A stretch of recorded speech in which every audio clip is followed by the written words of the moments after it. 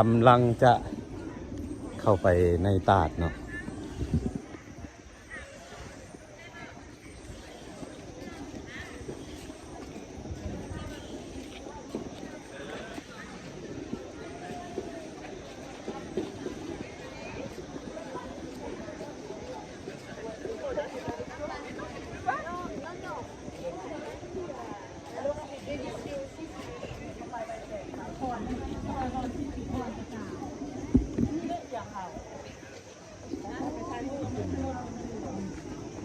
ผู้งานน้ำตกตาดกวางซีที่จะเป็นทางเข้าไปด้านในหลังจากซื้อปิ้งไก่ตำมะฮุงข้าวเหนียวแล้วก็เดินเข้าไปทางตัวนี้ทางเข้า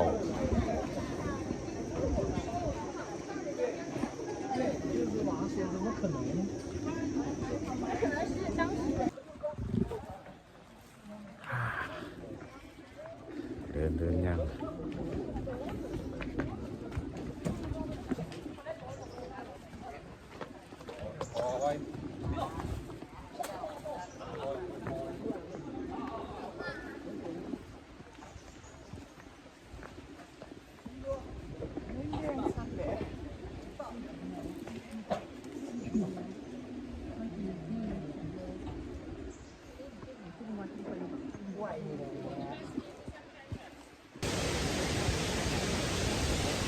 เราจะมาฮอดตาดกวางซีแล้วเนาะ猪姐，哎，你俩是这上那个省市的走。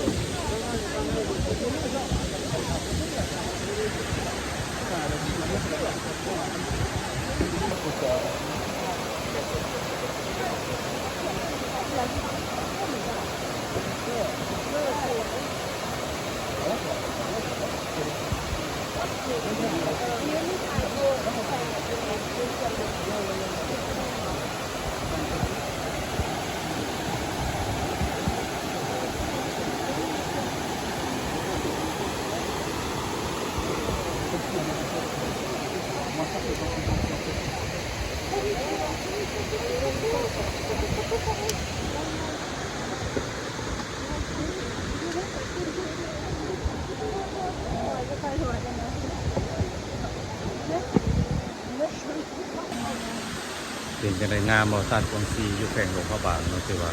เป็นตาดที่ดังระดับโลกก็ว่าแม่นเนาะที่นักท่องเที่ยวทั่วโลกมาเที่ยวลิ่นเนาะ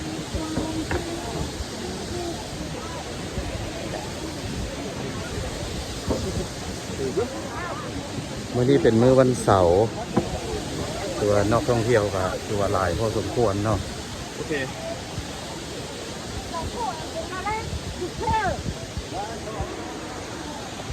ตัวย่างลูกนี่ก็ได้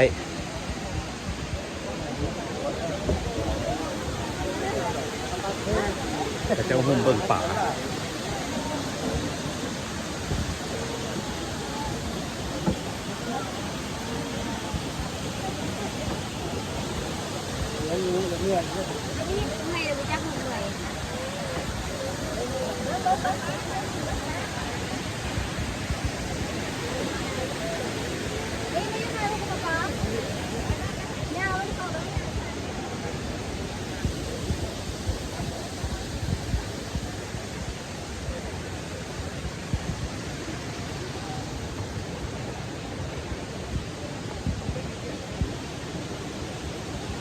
ธรรมชาติ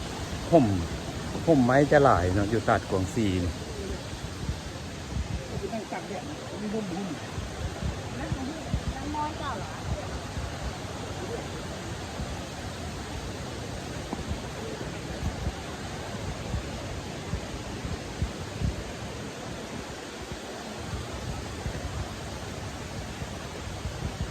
แม่นบนทางบ้าน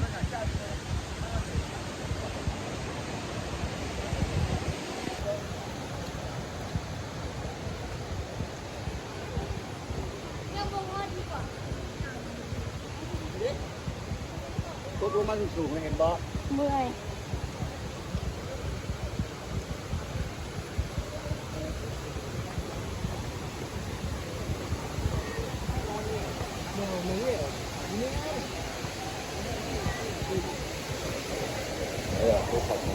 งานที่งานเลยเหรอมันก็ต้องเขาหมอกเป็นสู้เป็นโมโตเชื่อมัน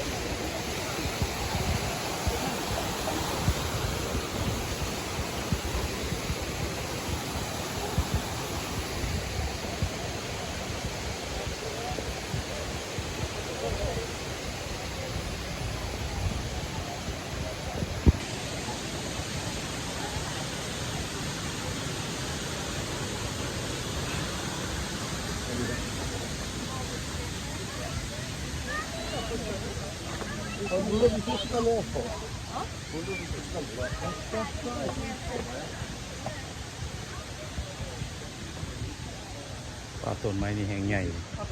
ต้นไม้ใหญ่เป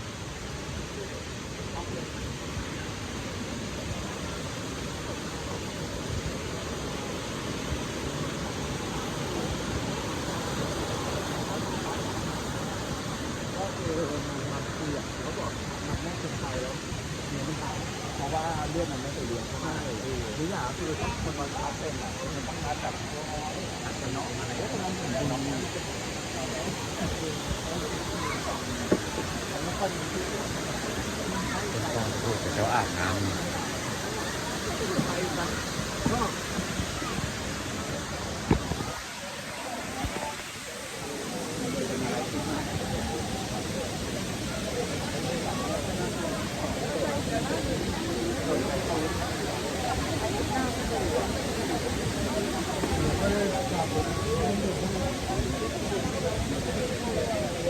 现在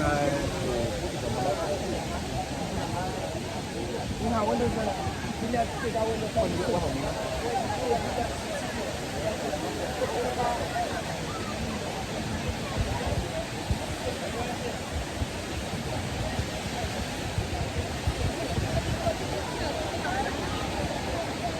ต้นนี้ก็เจ้าจะเป็นบนอาบน้ำ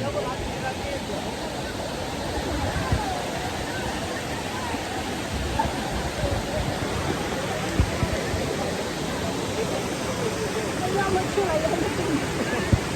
知道我们去上面。上面那个地方浅一点。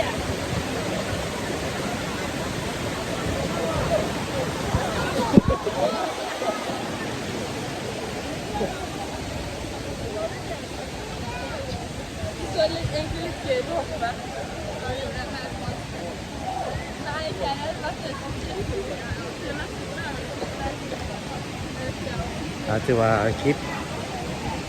จากตัดกวางซีก็ถือว่าตั้งแต่เริ่มน้ำตกใหญ่พุ่นมาฮอดจุดเกือบส้นท้ายเนาะถือว่าได้มาเห็นธรรมชาติโบกคะแนนทั้งนี้จะย่างลุ่มไปพุ่นกันยังไก่อยู่เนาะก็ถือว่ายังไก่เพราะว่าทีมงานของเฮาได้ยุดกันอยู่นี่เนาะก็เลยพากันยุดอยู่นี่ขอบใจเด้อที่คนผู้ใดเข้าชมคลิปนี่เนาะที่ได้มาเที่ยวหลวงพระบางตัดกวางซีอย่าลืมกดไลค์กดแชร์หน่อยเด้อขอบใจ